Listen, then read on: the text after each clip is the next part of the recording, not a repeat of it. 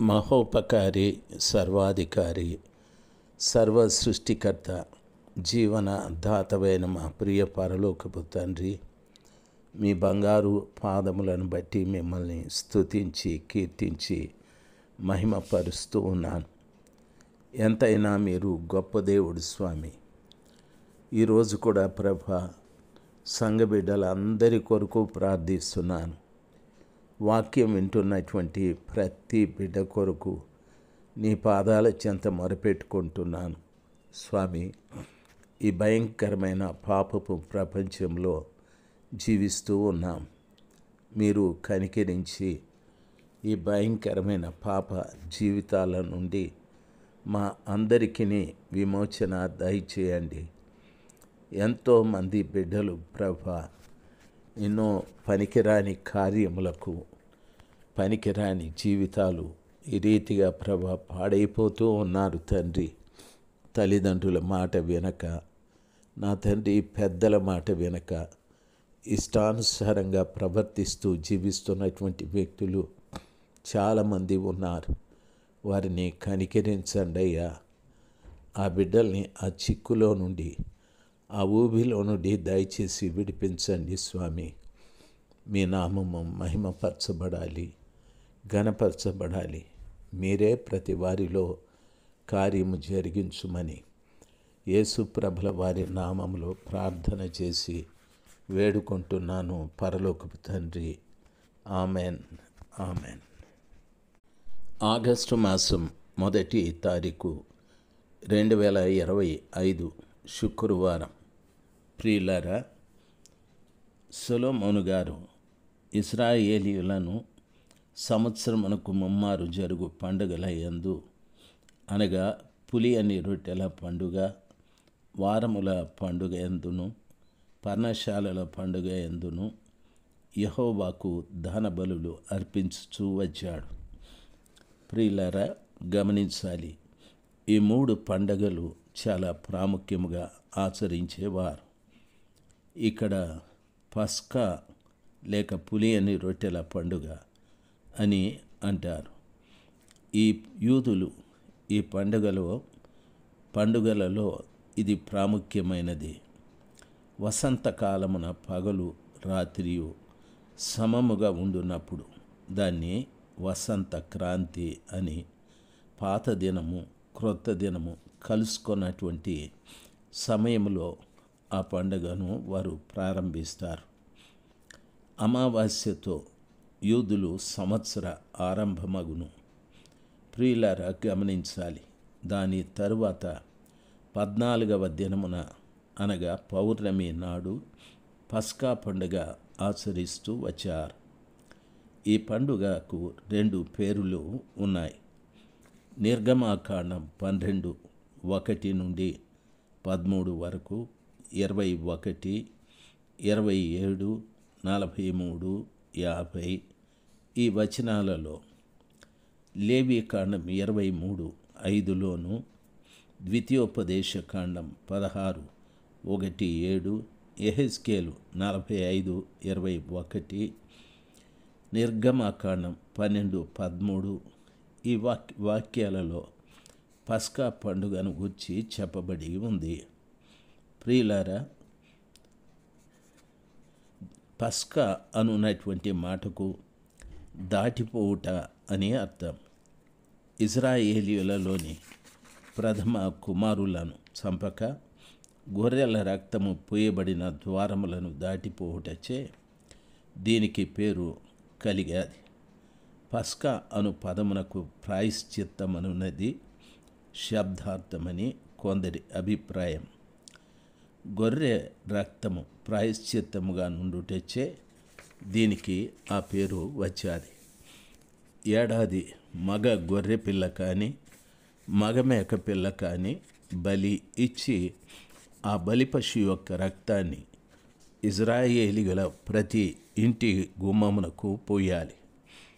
దీనినే తరువాత పులియని రొట్టెల పండుగ అని కూడా అంటారు. తరువాత నిర్గమాకాండం 13వ అధ్యాయం 15వ వచనము, 34వ అధ్యాయము 18వ వచనమునందు పొంగని వాటి పండుగ అని పేరులు కలవు. పులియని రొట్టెల పండుగలో తిన్నందున దానికి పేరు వచ్చాది. ప్రియులారా, నిర్గమకాండం 12:14 నుండి 20 వచనం వరకు, 13వ అధ్యాయం 3 నుండి 10 వరకు పస్కా పండుగ మొదటి నెల 14వ దినమందు ఇది పులియని రొట్టెల పండుగ జరుగుతుంది. 15న పొంగని రొట్టెల పండుగ నారంభించి 7 దినముల వరకు దానిని ఆచరిస్తూ ఉంటారు. లేవి కాండము 23వ అధ్యాయం 4 నుండి 6వ వచనం వరకు ఈ సమాచారము ఉంది. ఈ పండుగను ఐగుప్తులో నుండి బయలుదేరినది మొదలుకొని వారు ఆచరిస్తూ వచ్చారు. యెహోషువ 5వ అధ్యాయము 10-11 వచనాలలో ఇశ్రాయేలీలు దాన్ని ఆచరింపక నిర్లక్ష్యము చేసిరి గాని విశేష సమయములందు దానిని మిగుల గంభీరముగా ఆచరించారు.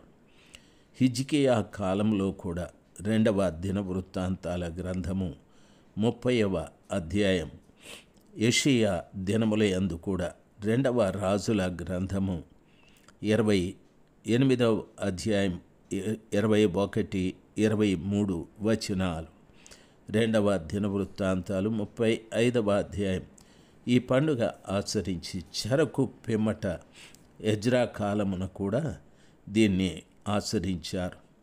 ఎజ్రా 6వ అధ్యాయము 19వ వచనంలో ఈ మాటలు రాయబడి ఉన్నాయి.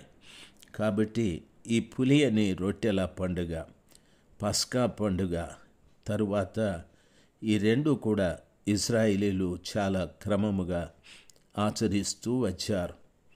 దేవుని పిల్లలు గమనించాల్సింది, ఆ రీతిగా వారు ఆచరించి ఐగుప్తు నుండి దేవుడు వారిని బయటికి నడిపించిన ఆ కార్యాన్ని బట్టి, వారికి ఇచ్చిన విడుదలని బట్టి దేవుని మహిమపరుస్తూ వచ్చారు.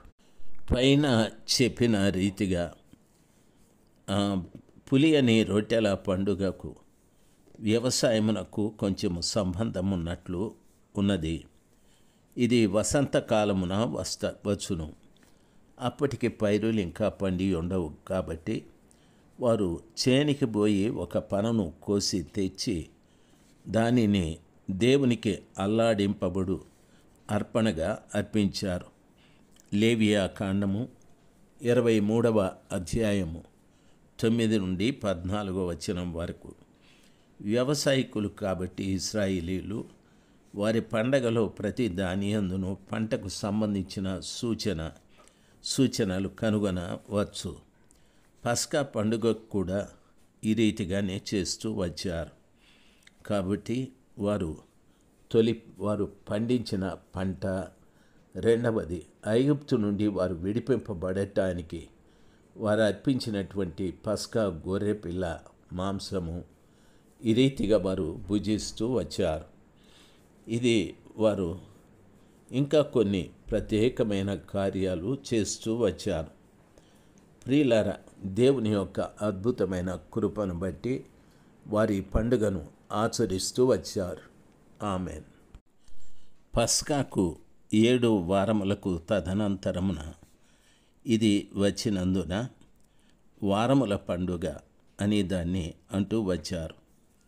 వారముల పండుగ అని పేరు పెట్టారు. నిర్గమాకాండము 23వ అధ్యాయం 15వ వచనం, ద్వితీయోపదేశ కాండము 16వ అధ్యాయము 9, 10, 16 వచనాలు, నిర్గమ 23:16 వచనమునందు కూడా ఈ తొలి పంట యొక్క కోత వంతు పండుగలో ప్రజలు క్రొత్త పంటను నైవేద్యముగా దేవునికి అర్పించిరి.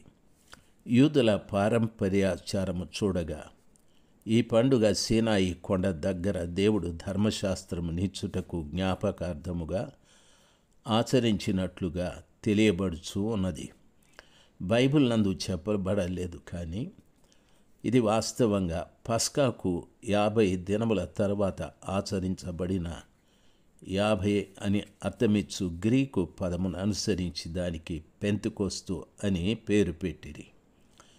వెలుపటి ధర్మశాస్త్రమునకు ప్రతిగా మన నూతన హృదయములను దానిని వ్రాయు పరిశుద్ధాత్మ ఆ దినమున కుమ్మరింపబడుటచ్చే ఈ పండుగ క్రైస్తవ పండుగలలో పెంతెకొస్తు అనుదానికి ముంగూర్తిగా నుండి నేటి వరకు ఆచరింపబడుచున్నది. ఈ పండుగలో వారముల పండుగ అని పిలుస్తూ ఉంటారు. ఆమెన్.